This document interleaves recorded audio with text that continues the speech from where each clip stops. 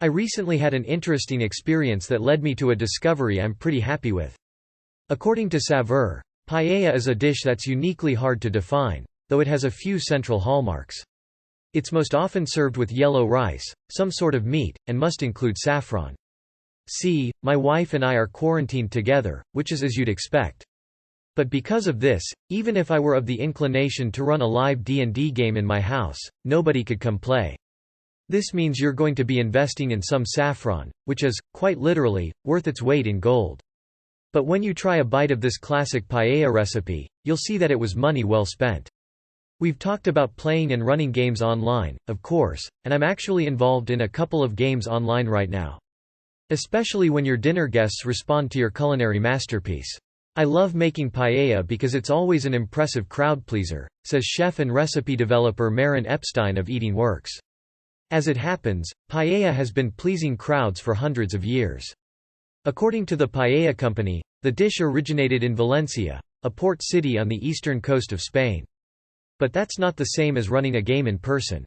The rice used in the dish was brought to the Iberian Peninsula by the Moors, saffron came from the Middle East or North Africa, and of course, the seafood came from the waters nearby. The word paella itself is from the traditional Valencian language, which is distinct from Spanish, and refers to the large pan in which the dish was traditionally prepared over open fires. For our purposes, we'll be using a stovetop and taking a note from Epstein, who says to make sure to use a nonstick pan so that the rice doesn't burn. That would be one expensive mistake indeed, given the inclusion of saffron and other delicious ingredients. Why is saffron so expensive? Saffron is an essential part of this recipe, says Epstein, but it is very expensive and may not be in the budget for this one. So when my wife suggested I run a game for her, something I've done before, I agreed. In the past I've done this to varying degrees of success. My wife's an extremely good player, so I know she'll do her best, but Dungeons & Dragons isn't really designed to be played by a single player and a DM. I decided to splurge and go for it since saffron is a quintessential part of paella. Challenges are built on the assumption of a reasonably balanced party of characters, not one single PC doing their best. That being said, you can use turmeric instead. Sure, there are some things that kind of act as a substitute for saffron, but take another look at your budget and see if you can't spare a few extra dollars for genuine saffron, anyway. Nothing quite compares to its unique, slightly sweet flavor. But why is it so expensive, anyway? According to Business Insider, it takes 170,000 flowers to create just 1 pound of saffron. Not only that, but the flowers must be hand-picked over the course of just a few weeks in the year and even have to be plucked off the plant at the right time of day. This ultimately means that the spice is rare, low yield, and very, very labor-intensive. There are specific things you need to be willing to do to balance a session out for a single character. But running a one-on-one game can still be a lot of fun. So if you want to try, these are my tips on how to run your own one-on-one D&D session. Be careful with the difficulty curve. A group of monsters that would be an even match for a party of 4 PCs will shred a single player. Challenge ratings in D&D, that handy number that tells you how hard an encounter will be, are entirely predicated on having at least 3 or 4 players in a group. So, yes, it is therefore pretty expensive, but thankfully the flavor of saffron can go a pretty long way. Plus, when you bite into some paella made with the real deal, you'll know that it's worth every dollar. Gather your ingredients for paella. For this authentic take on Spanish paella, you'll need 1½ cups of shrimp, peeled and deveined, and make sure you save the shells. That doesn't make it impossible to design successful encounters for a single player, but it does mean you need to really think carefully about what you're going to present to your player and how you'll challenge them. One way around this is to let the player encounter smaller groups. Because it's a one-on-one game, you don't have to worry as much about making sure every player gets screen time to be cool, and it's okay if the player takes on groups of 2 or 3 at a time in smaller bursts of combat. You will also need to secure 2 tablespoons of olive oil, divided, 1/2 teaspoon of saffron, 1 teaspoon of salt, 3 cups of chicken stock, 10 ounces of chorizo sausage, sliced, 2 cups of diced onion, a 1/2 teaspoon of garlic, chopped, 1 teaspoon of smoked paprika, 1¼ cups of arborio rice, 1 cup of peas, defrosted and warmed if you are using frozen, and 1 pinch of cayenne pepper. And as noted, you can substitute turmeric for the saffron and your paella will still taste great. though careful tasters might miss the flavor of saffron. Cook the shrimp and make the paella stock. Peel and devein the shrimp.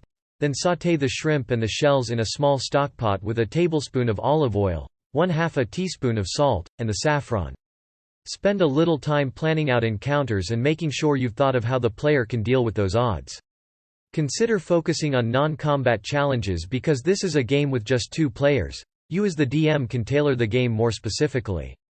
Instead of interactive storytelling with a group of players, you're doing this one-on-one, so you can design the game around specific things your player is capable of or interested in.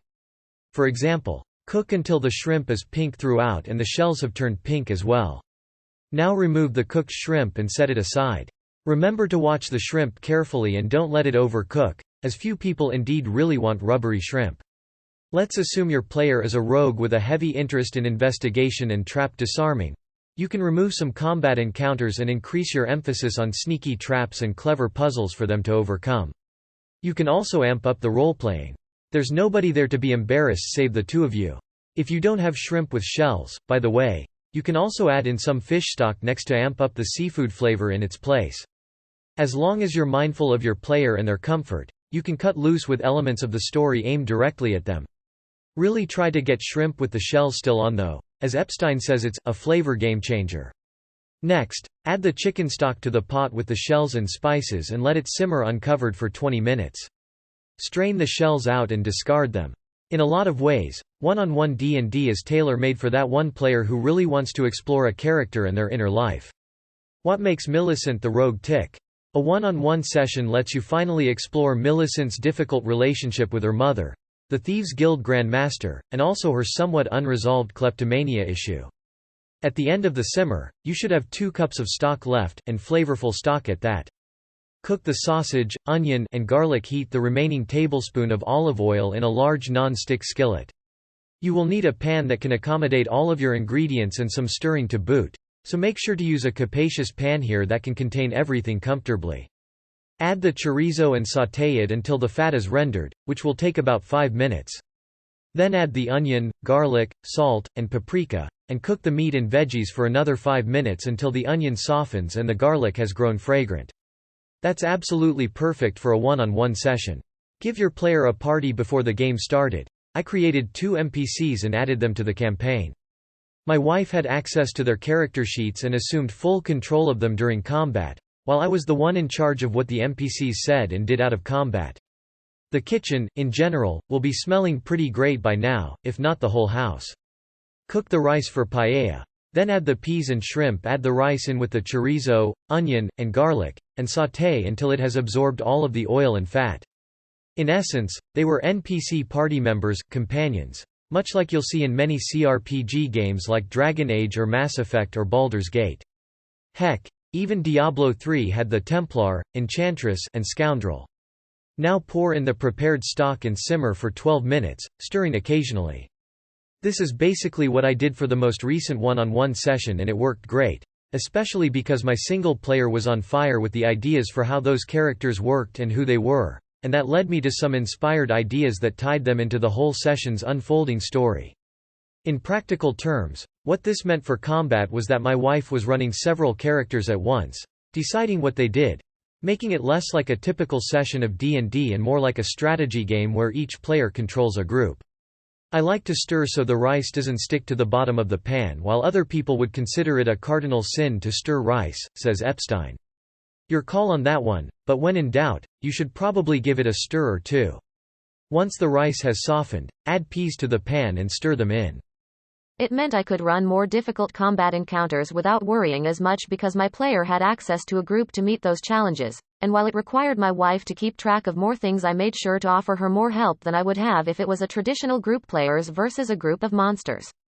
It wasn't perfect.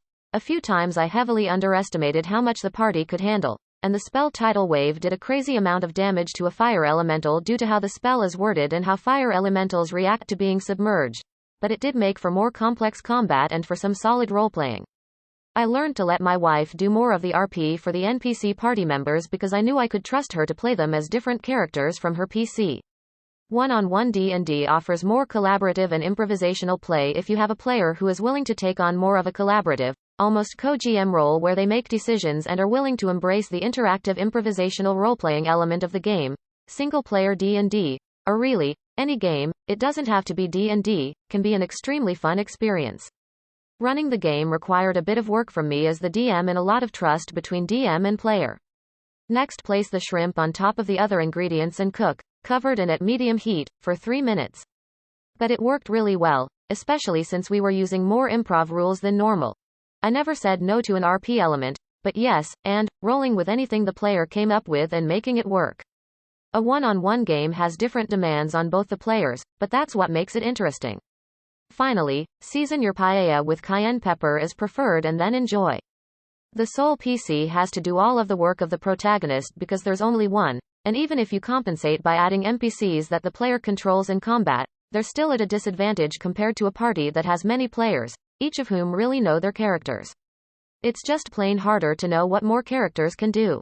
But a one-on-one D&D session also allows for more focus and a more tailored experience that hits those elements of gameplay the player is really interested in. If you're both willing to do a bit more work, it can be an extremely rewarding experience. Originally published the 4th of August 2020. Updated the 5th of November 2020.